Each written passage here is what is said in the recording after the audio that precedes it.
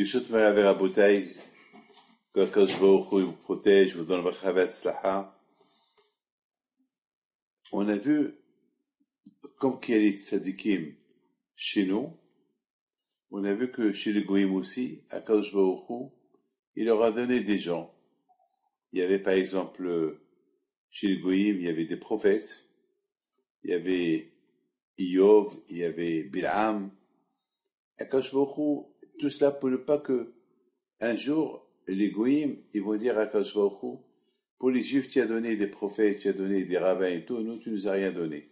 Alors Akadosh Baruch Hu, il leur a donné eux aussi, des prophètes comme Bilam, et vous savez qu'est-ce qu'on dit? On dit que Bilam, il connaissait même lors de la colère de Akadosh Baruch Hu. Bilam, il connaissait tout. Bilam, il a même vu la venue de Mashiach. Il a même vu qu'avant que Mashiach y vienne, le royaume d'Ishmaël va être fort.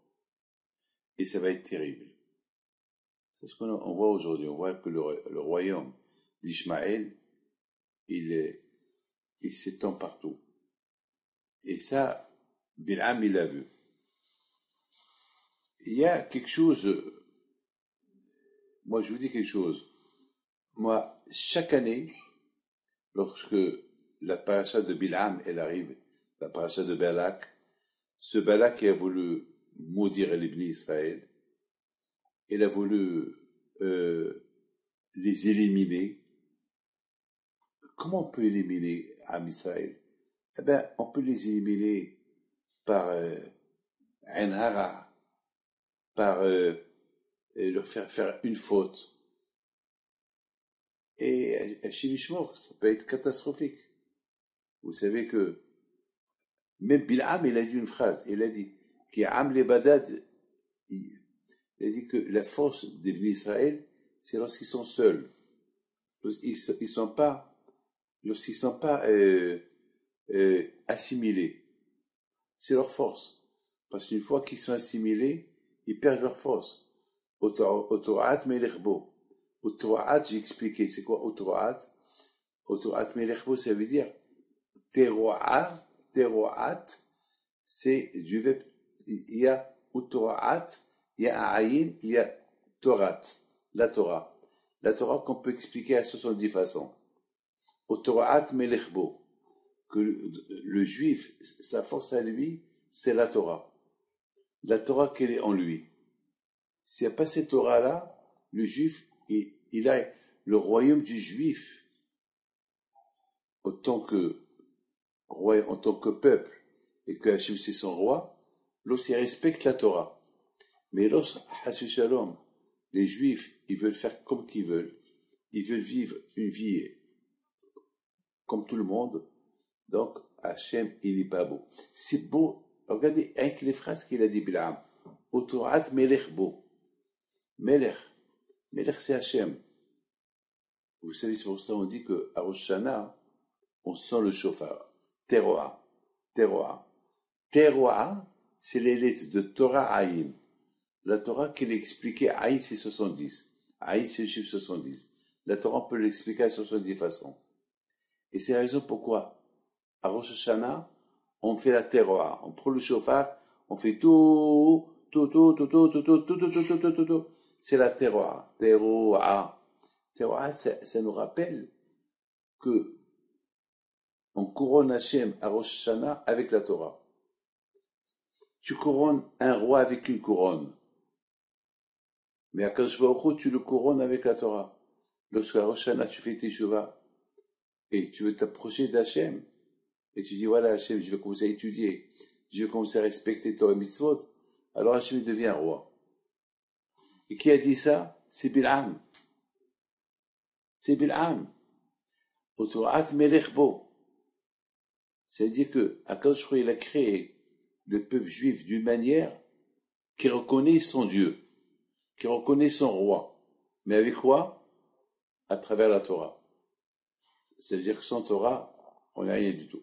Bien, je vous raconte une belle histoire que j'ai racontée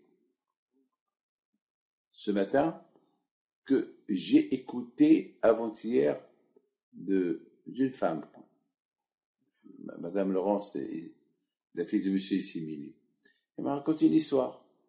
Elle m'a dit qu'il y avait un de sa famille qui était gravement malade et que les médecins ils disent on peut rien faire. On peut rien faire.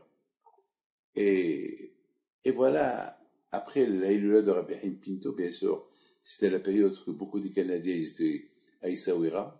Et bien sûr, beaucoup de gens ont prié pour lui. Et voilà, Madame Rosen, la belle-mère de Moshe Castiel, elle arrive à Montréal, la veille de Rosh Hashanah. Elle voit Laurence. Elle dit, ah, tiens voilà, je te donne ce paquet de bougies. C'est Rabbi David Pinto qui me l'a donné. Il m'a dit, dès que tu arrives au Canada, la première personne que tu vois, tu lui donnes ces bougies-là. Je lui dis, mais c'est beaucoup de bougies. Il dit, prends-les. Moi, je fais que mon message. Moi, je ne l'ai pas donné à Madame Rosen pour qu'elle les donne à Laurence. Simplement, je lui dis, voilà, tu arrives, mais Hachem, il a son calcul. C'est quoi le calcul d'Hachem? C'est qu'il y avait des femmes, il y avait des hommes, il y a des juifs qui priaient pour lui. Alors, quand il a fait que ces paquets de bougies-là, il tombe chez Madame Laurence, que son cousin, c'est le monsieur qui était entre la vie et la mort, qui était gravement malade. Elle rentre chez elle, elle allume toutes les bougies. Elle entend des nouvelles que le garçon, le monsieur, ça s'est aggravé cette situation. Pour elle, voilà, on m'a envoyé les bougies de Rabbi Haïm Pinto d'Essaouira, pèleriner le jour de Saïloula. Quelques heures plus tard, il a ouvert ses yeux. Aujourd'hui, il va bien. C'est ça ce qu'il a dit Blam. Otoroat Melechbo. Parce que la Torah, faut qu'il dise David Ameler, Torah Betoch Me'ai. David Ameler a dit la Torah, elle est dans mes entrailles. Tu sais ce qu'il y a dans les entrailles? Dans les entrailles, tu manges. Alors, tu manges. Les entrailles, ils font le tri. Ce qui est bon, ça sert pour le corps. Et ce qui est pas bon, le corps le rejette. David Ameler, à la vache, il dit, avec la Torah, elle fait en toi le tri. Parce que l'homme, il a tendance d'être un homme et d'être un animal. L'être humain, il a deux forces. Il peut être coléreux comme un animal, voyou comme un animal, tueur comme un animal. L'animal, il a toutes les... Parce que l'animal, il n'a pas de règles. Vous avez compris? Un lion, il n'a pas de règles. Un tigre, il n'a pas de règles. Vous n'allez pas voir un tigre qui vous sourit. Vous n'allez pas voir un tigre qui vous sourit. Un tigre, il te voit, il a faim, il te tue, il s'en fout de ta femme, de tes enfants, il te tue, il te mange, et après il tue tes enfants. Regardez les lions. Les lions, lorsqu'ils voient une lionne, avant de couronner la lionne, elle a des enfants, elle tue les enfants. Et c'est comme ça, c'est la règle. C'est la règle de la jungle. Le lion, il tue les enfants de la lionne, et après, il va la prendre comme femme. C'est comme ça, il est cruel. L'être humain aussi. L'être humain, écoute, une fois j'ai vu dans des livres qui disent que si l'homme, et Hachem il n'a pas créé en lui le côté animal, alors l'homme, il peut même pas aller avec sa femme. Il peut même pas avoir envie. Il peut même pas avoir envie de vivre. Pourquoi? Parce que il va tellement servir le bon Dieu jusqu'à que, alors que il a créé dans l'homme le côté animal, le côté de l'envie, et comme ça, l'homme, il rend ce côté animal en mal, en bien. Par exemple, regardez, il y a Rabbi Akiva. Une fois, Rabbi Akiva, il a donné sa fille à Ben Azaï. Après quelques temps, Rabbi Akiva, il demande à sa fille, alors comment ça va être ton mari? Elle dit, ben, mon mari? Quel mari? Mais j'ai pas de mari. Comment tu n'as pas de mari? Mais tu es marié avec Ben Azaï. Il ne me touche même pas. Il n'a même pas le temps d'étudier, de me voir. Il étudie tout le temps. Jusqu'à que Hachamim, ils ont donné la permission à Be'azaï de divorcer. Et pourtant, on ne donne pas la permission à quelqu'un de divorcer. Il était marié avec la Torah. Il n'avait pas envie. C'était la Torah. Alors quand Baruch il a donné à l'être humain un peu du côté animal. Vous comprenez? Pour qu'avec ce côté animal, il peut servir le bon Dieu. Vous savez, les tzadikim, si ils n'avaient pas le côté animal en eux, pour pouvoir mettre ce côté animal au service d'Hachem, même dormir, ils ne vont pas dormir. Regardez, Nadav et Abihu, pourquoi ils ont été punis, ils sont morts? Parce qu'ils ne se sont pas mariés. Ils avaient un côté très spirituel. Très. Donc, quand j'aurais dit non, le monde ne peut pas tenir comme ça. C'est vrai, on dit chaque matin, Eve'as kanamer, Ve'kal kanesher, Ve'ras katzvi, Ve'gibor kahari. Il faut être comme un animal, il faut être léger, comme un cerf, il faut être fort, comme un lion, il faut être, on nous compare comme des animaux, oui. Parce que s'il n'y avait pas ce côté animal en nous, ben,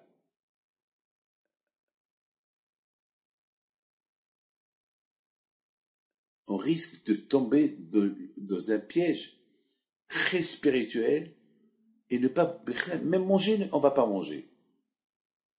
Pourquoi je perds le temps pour manger? Je savais le bon Dieu, alors tu vas manger, tu vas jeûner, tu vas mourir de faim.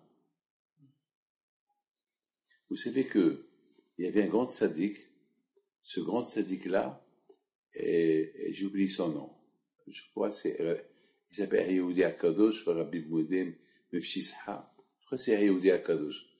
On raconte sur lui que pendant la prière, il y avait toujours un de ses enfants qui était à côté de lui. Pour ne pas qu'il s'emporte, parce que lorsqu'il faisait la prière, il rentrait très profond dans la prière, jusqu'à qu'il pouvait s'évanouir et mourir. Il n'avait pas de contrôle. Il ne pouvait pas contrôler. Il était tellement attaché à Hachem, jusqu'à que il aurait pu s'emporter et dormir à vie mourir.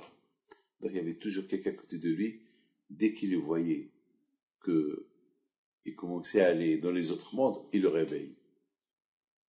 Le Baal Shem Tov, toujours, il priait à côté où il y a beaucoup de bouteilles. Plein de bouteilles par terre. Pourquoi? Parce que lorsqu'il priait, tellement qu'il priait, il bougeait, il pouvait lui arriver quelque chose. Alors, les bouteilles, il bougeait avec lui, parce que il était à côté des bouteilles, lorsqu'il bouge, alors il touche les bouteilles, avec ses vêtements. Donc les bouteilles faisaient un peu de bruit, et lui, il se déconnecte de sa concentration pour ne pas... On raconte sur Rabbi Haïm, plutôt mon grand-père, à la Vachalon, depuis l'âge très jeune, lorsqu'il faisait le Keter, le Shabbat, il montait au ciel. Le Shama est monté au ciel. Et un jour, son père, Rabbi Shlomo Pinto, et Rabbi Khalifa Malka, ils ont vu, pendant la prière de Moussaf, Rabbi Haïm Pinto debout, qui bougeait pas. Ils ont compris que sa Neshama n'était pas là. Ils ont compris qu'il était ailleurs. Ils l'ont pas touché. S'il le touche, il le tue. Il était debout. À Minha, ils ont fait les trois, Rabbi Shlomo Pinto, Rabbi David Ben Baruch et Rabbi Khalifa Malka, les trois, ils ont fait une prière pour monter au ciel, ramener la Neshama de Rabbi Haïm Pinto sur terre. Et lorsqu'ils l'ont trouvé, il leur a dit, je ne veux pas descendre. Ils lui ont dit, mais tu vas mourir. Il a dit, mais je suis bien ici. Ton temps n'est pas encore venu. Ton corps, il est encore debout. C'est pas le moment. Alors il leur a dit, alors je descends à une condition. Vous allez bien m'apprendre comment monter seul, comme je fais, mais pour pouvoir aussi descendre. Sinon, je reste. Ils ont promis qu'ils vont lui apprendre le secret, comment monter sans faire des dégâts à son corps et descendre sans faire des dégâts à son corps. Et quel âge il avait Rabbi Himpito? 13 ans. 13 ans. Rabbi Himpito le Grand. C'est une histoire qu'on a dans la famille. Vous pouvez la trouver dans les livres des histoires de Rabbi Himpito. Ça c'est Otoraat Melechbo. Lorsque le juif, la Torah, elle est en lui. Teroa. Vous savez, le teroa, c'est lorsqu'on prend le chauffard et on sent tout, tu entends un son. Lorsqu'on étudie la Torah, on étudie la Torah avec un son. Amar Rabbi Yehuda. La Torah, elle est étudiée avec un son.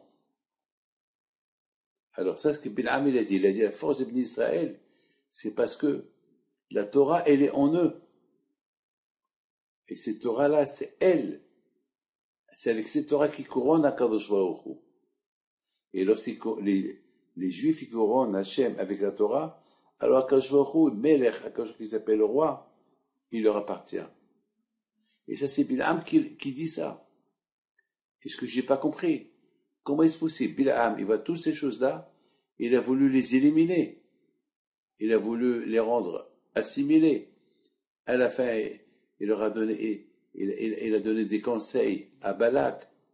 Il a dit, tu sais, si tu veux que le bon Dieu punisse les Juifs, envoie alors des femmes. Envoie alors des femmes. Alors, vous savez, à cette époque-là, les Juifs, il leur manquait le lin et la laine pour faire talit. Alors, lorsqu'ils sont arrivés à Moab, ils entendent des femmes qui disaient le lin, la laine. Alors les Juifs ont écouté, ils étaient dans leur camping. Alors, comme c'est écrit que les Juifs, ils ont campé en face Moab. Alors ils ont dit à Moshe Rabbeinu, ah, on n'a pas le lin, la laine, on va lâcher. Moshe Rabbeinu leur a dit non, parce que j'ai peur que si vous sortez de là, ici, vous n'avez pas besoin, vous êtes protégés. Vous sortez du camping, du campus de Juifs, vous risquez de tomber avec des femmes, et aussi de tzadikim que vous êtes, vous risquez de tomber dans les pièges des femmes. Ben, ils n'ont pas écouté. Ils ont dit non, ils ont voulu acheter le lait, la laine pour faire la mitzvah. Ils n'ont pas écouté Moshe Rabbeinu. Et malheureusement, ils sont tombés dans le piège des femmes et ils ont perdu 24 000 personnes. 24 000 personnes de la tribu de Shimon ont été tuées, sont morts, dans l'épidémie. Mes amis, vous voyez que Bil'am, il a vu des choses que personne n'a vues. Lui-même, il a dit, mais comment je peux insulter, comment je peux maudire un pays, un peuple, que Hachem, il a libéré de l'Égypte pour lui donner la Torah, pour lui donner Eretz Israël, pour lui donner, pour les rendre un peuple. Comment je peux les maudire? Lui-même, il ne voyait pas comment il pouvait les maudire. Il voit. Alors, qu'est-ce qu'il a fait? Il a eu l'idée, il a dit à Hachem, alors je vais les bénir. Mais pourquoi? Et Hachem a dit, c'est pas de les bénir parce qu'ils sont bénis. C'est que Bil'am, il s'est dit comme ça, il s'est dit, je vais les bénir à haute voix, et dans ma tête, je vais penser que ces bénédictions, ils deviennent malédictions. Il voulait jouer avec le bon Dieu. Vous savez que Bil'am, il était aveugle d'un œil. C'est-à-dire que même qu'il avait un œil, il était capable de faire un ara, même avec un œil. On dirait que tu fais un ara avec 2 yeux. Mais lui, même avec une. C'est pour ça qu'on appelle château ma'ayim. Il avait un œil qu'il ne voyait pas avec, malgré tout, il avait cette force. Alors, d'où il a la force? Pourquoi il veut insulter les Juifs? Quelle est la raison? Pourquoi? J'ai pas compris. Tu sais bien que le monde y tient grâce à la Torah qu'ils vont étudier. Et tant qu'il y a la Torah, il y a Akadosh Baruch Hu avec eux. il couronne Hachem avec la Torah. Et Hachem, avec tous les miracles que Hachem il leur a fait. Quelle est la raison? Pourquoi toi et Balak, vous voulez les maudire? Pourquoi? C'est quoi? C'est quoi? La haine. La haine du juif. La haine du juif, elle a commencé par Balak et Bilam. La haine du juif. La haine. Les me disent, pourquoi le mont Sinaï s'appelle Sinaï? Et la Gemara dit, parce que lorsque Hachem il a donné la Torah à Israël, Sin'a yada la'olam. La haine, elle est descendue. Alors moi, je me suis posé une question. Le contraire. Le monde, il devait être content que les bénis d'Israël ont accepté la Torah. Parce qu'Hachem, il leur a proposé la Torah. Ils ont dit non. Hachem, il a proposé la Torah à toutes les nations. Ils ont dit non.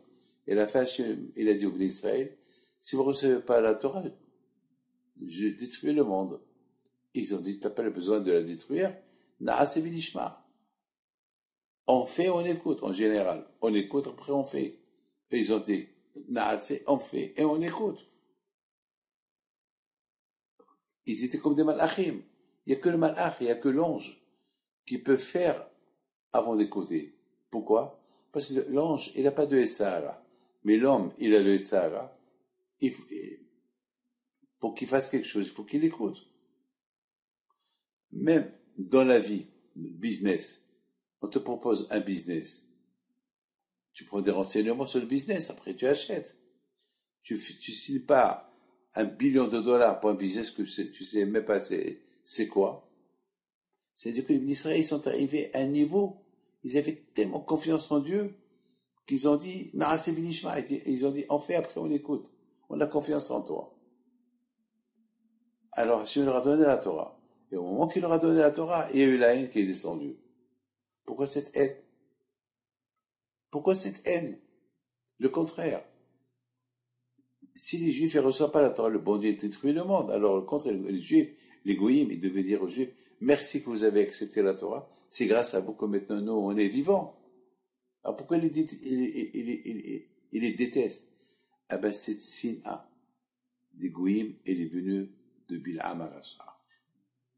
C'est Bil'am qui a créé cette haine des nations contre les Juifs.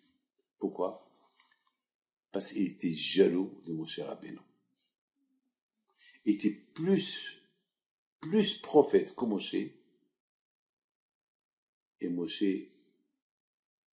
était tzaddik. Mais soit tzaddik. Mes amis, vous savez, beaucoup des fois, on voit des gens qui ne veulent pas faire la tzedaka, mais ils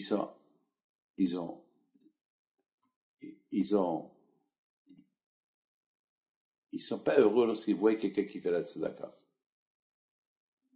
Beaucoup des fois, il y a des gens qui te disent, mais pourquoi tu as donné tant? Pourquoi? Pourquoi tu donnes tant de tzedaka? Mais de quoi tu te mêles? C'est pas toi qui as donné, c'est pas qui a donné. Il y a des gens ils ont mauvais œil sur leur propre argent à ne pas le donner. Ils ont aussi mauvais œil sur d'autres qui donnent, alors qu'ils n'ont rien à perdre. Malheureusement, c'est ça la vie. C'est ça la vie. Bil'am Arasha, il avait des kohot, il avait des forces. Il connaissait la seconde de la colère du bon Dieu. Il savait tout. Il savait tout. Il savait plus que Moshe Rabbeinu. Il était plus prophète que Moshe Rabbeinu. Il savait tout. Tu sais tout. Sois sage. Mais justement, parce qu'il savait tout. C'était dur pour lui de maîtriser son Sahara et à traverser le désert et aller étudier la Torah. C'était dur pour lui. Parce que dans la vie, il faut savoir une chose. Tu ne peux pas aimer et l'argent et Hachem. Tu ne peux pas aimer la Torah et aimer les femmes. Il faut que tu choisis. Ou Hachem, ou autre chose. Quand je vois t'a donné la permission de vivre comme un être humain. Mais c'est pas le fait que tu vis comme un animal. Bilam, il allait même avec son ânesse. Il avait des relations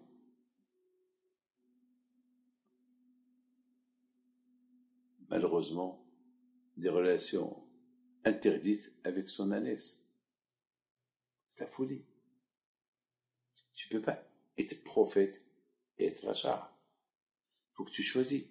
Ou tu es ça, ou tu es ça. Mais il a dépassé les limites. La Torah, elle veut nous apprendre, regarde, un être humain, la grandeur qu'il a donné le bon Dieu, il était aussi prophète comme Moshe Rabbeinu et plus, de l'autre côté, il était rachat. L'être humain peut être comme ça.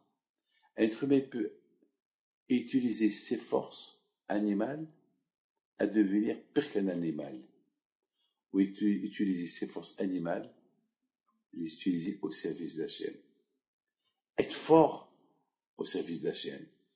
Être rapide comme un cerf au service d'Hachem. Az, être dur, méchant, mais uniquement au service d'Hachem. Tu utilises cette méchanceté contre le Sahara. Être coléreux.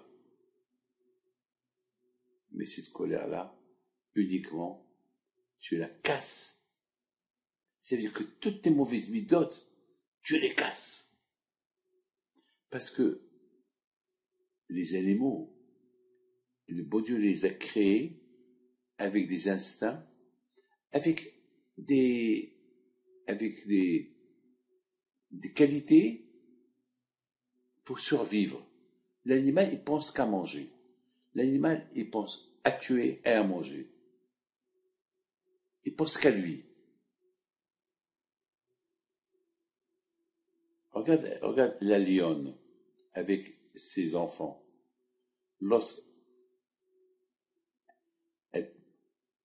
Lorsqu'elle tue un animal, le lion, lui, le premier, il mange. Et si un de ses enfants, il approche pour manger, il peut le tuer. Mais c'est ton fils. La logique, le grand, il laisse le petit manger. Et le lion, non. Les animaux, non. C'est akhzayot, c'est la cruauté. Alors, Hachem, il a fait à ce que toutes les mauvaises qualités que l'animal, il a, toi aussi, tu les as. Mais ton travail est de les casser.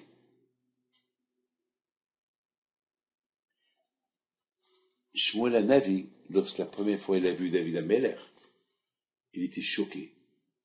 Il a dit à Hachem, c'est qui celui-là? Il dit, celui-là, lève-toi. C'est lui qui va être le futur roi des Juifs. C'est David Ameller.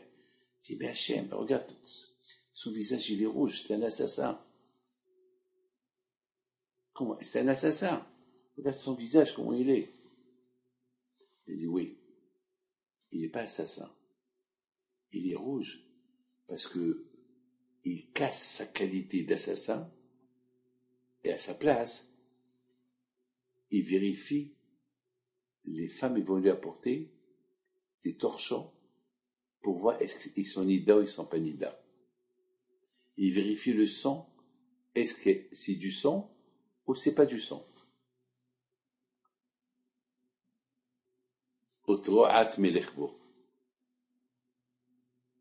C'est ça. Bil'am Aracha, il n'était pas capable de renverser ses qualités de béhémie au service d'Hachem. Donc, il est resté le même. Alors, de toutes ces parachas de Bil'am, on a vu que Bil'am Aracha, Hachem, il n'a pas voulu qu'il bénisse le béni Israël. Il est devenu fou. Il a préféré maudire les bénis Israël. Je m'en fous. Je vais les faire tuer. Et moi aussi, je vais mourir avec eux. Quelle est la haine qu'il avait contre le peuple juif. C'était comme Hitler. Hitler qui a dit, eh ben, même si je dois mourir, il faut que je tue déjà les juifs. Comme ça, Bilam. Même si je dois mourir, eh ben, je tuerai avec moi les juifs. Mais Baruch Hashem, on a Moshe Rabbeinu. Tu peux tuer les Juifs, tu peux faire ce que tu veux, mais grâce à Dieu, il y avait des tzadikim. Il y a Moshe, il y a des tzadikim qui sont là, qui protègent. Alors, de toute cette belle paracha de Bilam, il faut savoir une chose. Il y a des moments dans la vie que on se sent attaché à Dieu. On sent une élévation spirituelle. Il y a des gens que ça leur arrive que lorsqu'ils perdent un père ou une mère, et ils entendent des cours de Torah et ils sentent une élévation spirituelle. Lorsque la personne est dans cette élévation spirituelle, il faut qu'il en profite à continuer. Mais il y a beaucoup de fois le contraire. Il y a des gens qui sentent une irrida. Ils sentent qu'ils commencent à tomber de niveau, au niveau spirituel. Et s'ils font rien pour remonter, ils risquent de tomber jusqu'à qu'ils vont tout lâcher. Ils vont tout lâcher. Aïe, aïe, aïe. Aïe, aïe, aïe. On a vu dans la Shoah qu'il y a eu en Israël à Simchat Torah, 1200 personnes assassinées, brûlées, violées le jour de Simchat Torah. Il y a quelques personnes qui ont fait Shoah. Ça leur a donné Baruch Hashem, que Akadosh Baruch Hu, il a stoppé les terroristes.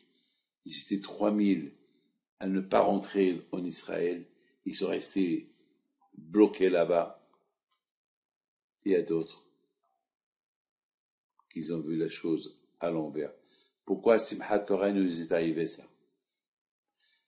Moi, une fois j'ai dit, peut-être c'est un message du Simchat Torah. Peut-être on n'est pas assez heureux de la Torah. Parce que c'est pareil que tu prends le Sefer, tu danses avec lui. C'est une joie de quelques minutes, quelques heures. Et après, tu continues. Après, tu rentres dans un restaurant pas kasher et tu manges un steak pas kasher. Ça, c'est pas Simchat Torah. Quelqu'un qui se marie avec une femme, il est heureux. Et après, il va la tromper avec une autre femme. Ça, c'est pas le mariage. Simchat Torah, c'est le mariage. Avec la Torah. Peut-être une leçon. Je ne suis pas content. On ne peut pas savoir. Mais moi, je vois les choses positives. Moi, je vois le bon Dieu, il nous a fait un miracle le jour de Simchat Torah. Ça aurait pu être 1 milliard de fois plus grave que ça. Et Baruch Hashem, ça s'est passé comme c'est passé, mais pas le pire. Le pire n'est pas arrivé. Donc, merci à Hashem. Il faut voir les choses comme ça. Lorsque tu as les mouna Akadosh Baruch Hu, ou tu vas les choses comme ça, ou bien l'aïstar, tu vas te poser des questions et tu vas tout perdre. Tu vas dire pourquoi. Et c'est ça mais ce que j'adore dans cette paracha de Bil'am, il a vu Abraham, Yitzhak, Yaakov. Waouh.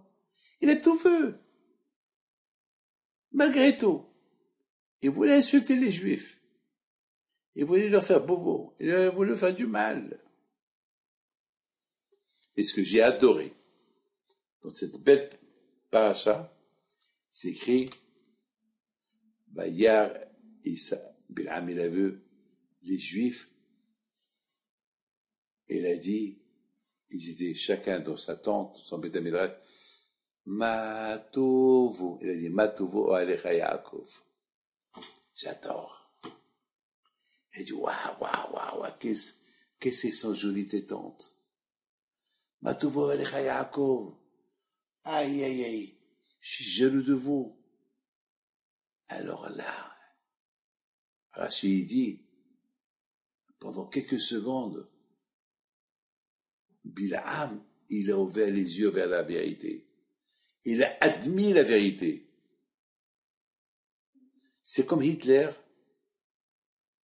que pendant qu'il est en train de tuer les Juifs, il admet la vérité. Il dit, j'arriverai jamais à les tuer, parce que Dieu les protège. La Torah les protège. Ça, il l'a pas dit. Ça, il l'a jamais dit Hitler. Mais Bilham, il a dit. Bilham qui voulait tuer les Juifs. Bilham qui voulait faire du mal aux Juifs. À un moment donné, il a dit, Matovo. D'ailleurs, jusqu'à maintenant, lorsqu'il y a des mariages, on chante ce chant-là. D'ailleurs, dans toutes les synagogues, c'est écrit ce passouk de Bilham. Matovo alecha Yaakov mishken tresel. Qui sont belles tes tentes. Et là où tu habites, Israël. C'est Bilham qui l'a dit. Imaginez-vous que Hitler, il a dit une phrase, et on prend la phrase qu'il a dit, on l'écrit à côté du Heichal, on l'écrit à la synagogue. Le contraire, dès qu'on dit Hitler, on dit Mahshemo, on l'insulte. On ne va pas écrire un verset à lui dans la synagogue, oui ou pas? Et là, on a écrit un verset de Bilham dans la synagogue. Et lorsqu'il y a un mariage, on la chante.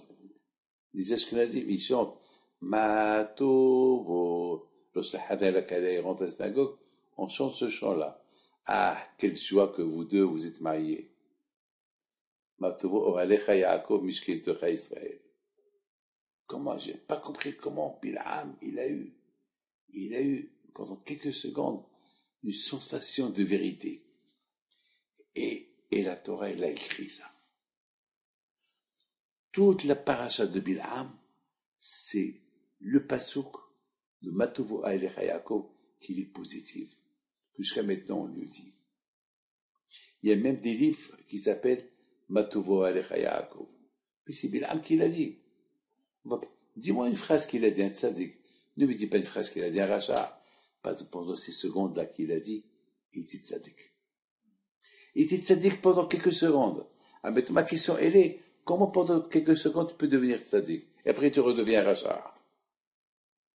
Voilà ma question. Tout ce que je t'ai donné pour arriver à cette question.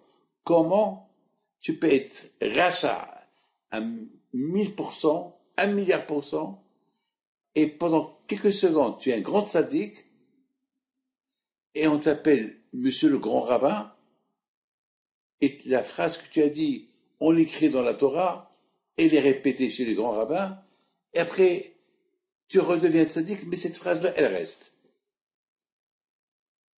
Elle ne bouge pas. Comment est-ce possible? Un rachat, s'il est rachat, tous ces dires, on ne les calcule pas. Et lui, tous ces dires, on ne les calcule pas, sauf ce passouk-là qu'il a dit, quelles sont belles tes tentes, aïe aïe aïe. Vous savez pourquoi?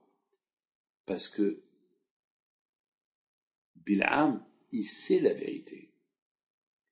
Il sait que le peuple juif, sa vie, c'est la Torah. Alors, pendant quelques secondes, lorsqu'il a vu les Juifs en train d'étudier la Torah, il a dit, mais c'est ça la vérité. Et c'est ça ce que Hachem veut que nous apprenions. Si un rachat comme Bilham, il a réalisé l'heure de la vérité, même qu'après il est devenu rachat, mais au moins il a réalisé l'heure de la vérité. Alors que vous, les Juifs, vous êtes les descendants de Abraham, Yitzhak et Yaakov. La plus forte raison que si vous vous attachez un peu plus à la religion, vous allez découvrir tout le temps que la vérité. C'est la raison pourquoi la Torah l'a écrit. C'est pour nous rappeler que même un rachat comme Bilham, il a découvert l'heure de la vérité.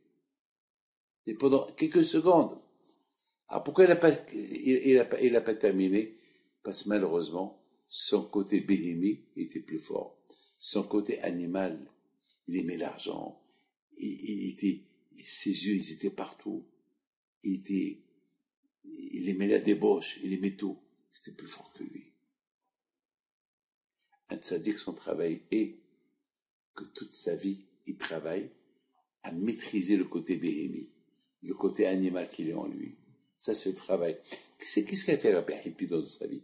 Toute sa vie, il a travaillé à, à réduire le côté béhémique et augmenter le côté spirituel en lui. Et c'est pour ça qu'il est devenu Rabbi Haïm Pinto.